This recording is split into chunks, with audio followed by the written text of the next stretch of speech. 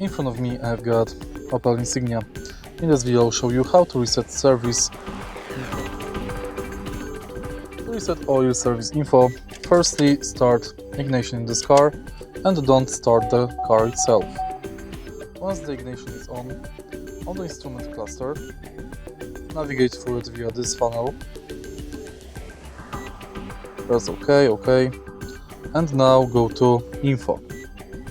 In Info, find remaining oil life and now present hold OK button, this one in the middle.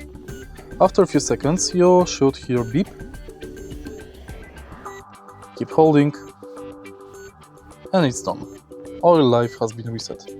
If you find this video helpful, please leave like, comment and subscribe.